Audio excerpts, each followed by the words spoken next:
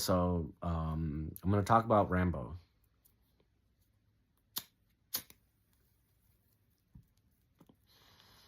What should I talk about? Rambo or Falling Down first by Michael Douglas? Because I have two Michael Douglas films that I want to talk about. Michael Douglas really does know how to pick these films, and I always say that what's his name? Oh, what's his fucking name? Oh, the John Wick guy. He knows how to pick films too. So does Leonardo DiCaprio. But Michael Douglas is like he's more professionally respected, and like I guess that's part of his like family lineage and stuff. Well, it's not. That's not why he's respected. I mean, maybe, but like it's because he knows how to pick films, and he's also a really good actor and stuff like that. I guess I'll do Falling Down. The film Falling Down by Michael Douglas. So Falling Down, everyone thinks that like if you don't see it as a metaphor, everyone thinks that like Michael Douglas, one day he gets fired from his job, and then he goes tries to go home and drive home and stuff, and like there's a traffic jam, like a huge traffic jam. He gets pissed off and stuff, and like his life is already like falling down before him, and then like he tries to get McDonald's or some shit. Obviously, it's not McDonald's for trademark reasons, but then he can't have breakfast, and because it's like 5 minutes after breakfast, and then so the feeling. Well, not and these millennials don't know the feeling, but like. If you're over like 40, you know the feeling of like I wanted breakfast or I wanted dinner, and like you can't have those things, and you're just like, dude, just it's in the back, just make it, just make it. And like it seems so easy, but like they don't want to do it. It's hard to explain without being a 40-year-old or over. It's hard to explain. It's just hard to explain because like you just seem crazy. You seem crazy. You just seem like, well, why don't you just have breakfast if it's breakfast? And never mind. But like, so anyways, the metaphor would be that like the guy, Michael Douglas's character, he goes in, he gets fired. Maybe he gets fired on purpose, because like Michael Douglas hates his job. This is the metaphor. Michael Douglas hates his job, so the metaphor is like he hates his job, and so he gets fired. He gets fired on purpose. And what does he do? And, he goes home, blah blah blah. Finds his wife cheating on him, all this stuff. But the metaphor is that really he starts working on himself. He starts reading books. He starts starting a new career, and like this is not discussed in the film, but like this is what happens. Like he the gun that he possesses that he stole from somebody, is like a weapon. Is his like intelligence weaponized?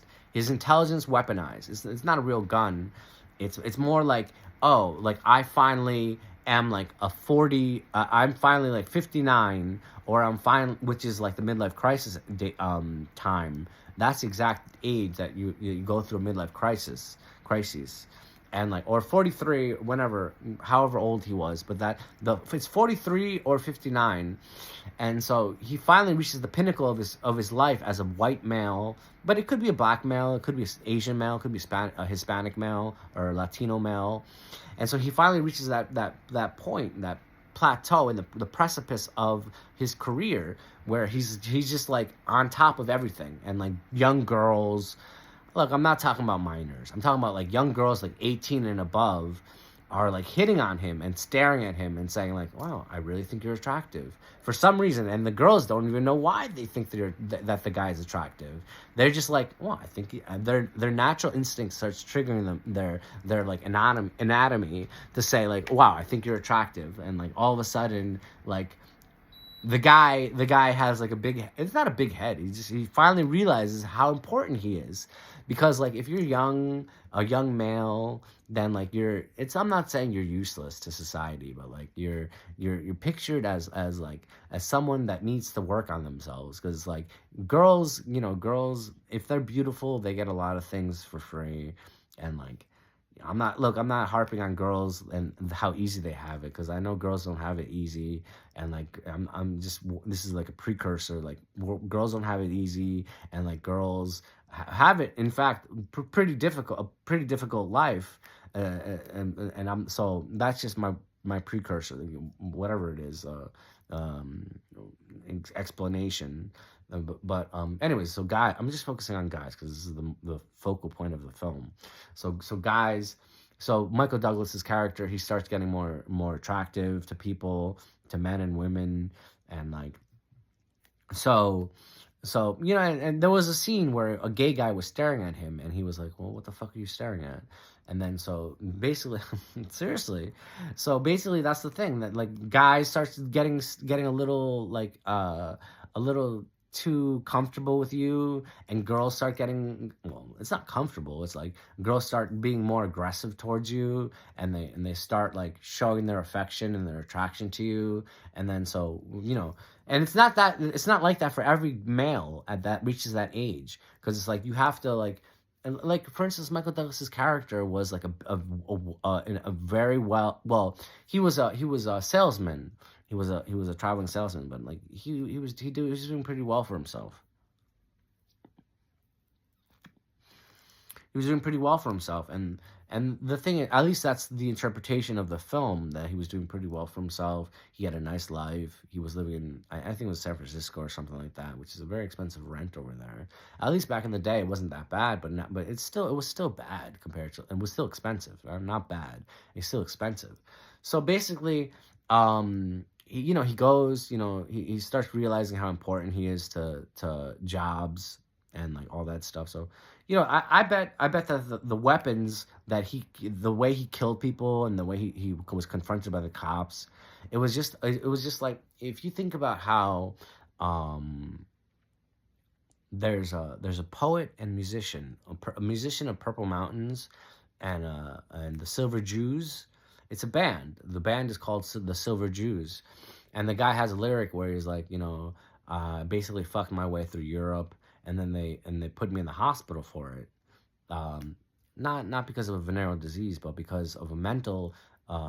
They thought it's kind of like, it's not that he had a mental disease. It was more that like people started staring at him, and people started like ogling him and saying like, "Wow, you're with another girl." And then that paranoia, not paranoia, but that experience of being stared at constantly and being like seen as like this alpha male, or this top male, is very difficult to deal with, and I go through it all the time. And the reason why I explain certain films is because I relate to them on a emotional and subconscious level. And so that's why I explained King Kong, like with the black male having a big phallus, and then and the white woman needs to be saved by a white man. And so that's, and usually the white man that's saving her is a gay male. Is a gay, seriously, in King Kong, usually the white woman is saved by a gay male. And like, it's seriously, if you think about it, like, what fits more than a gay male saving a white blonde woman from a black, like, gigantic phallus of a man? And it's a gay man. And like, I've seen it a lot where like these gay men or whatever start like holding hands with a young girl, young girl. She's of age, dude. And like and I'm like, wow, like, it's obvious that guy's gay. And like, trust me, I can tell the guy's gay. Like, not everyone's gay, but I can tell when the guy's gay. And like, because he's staring at me, and that's not the only reason, but I know, trust me. And like, so I'm like, wow, like, what is this all about? Like, and if you study enough like psychology and people, you know that like that's just the way it is. Like, beautiful girls are surrounded by gay people. It's just like I'm totally, it's like fucking it's King Kong. It's King Kong. And that's what it is. And like, I'm not sure if it happens for white people, but it does. I'm sure it does. Like, it's not just black people with King Kong theory. It's white people too. Like, it's white people with money, like all those like 6 foot, like what is it, 6'5" finance guys. There's always all the girls that they're after. There's always that gay guy that's like around that wants to monopolize the attention that the girl gets. And like, even if you're white, like a finance guy, you're going through the King Kong. You're King Kong, and like the girl needs to be saved by a gay male from a no the girl needs to be saved by a gay male, or like a male that's neutral. That it's hard to explain with short videos. But anyways, you know.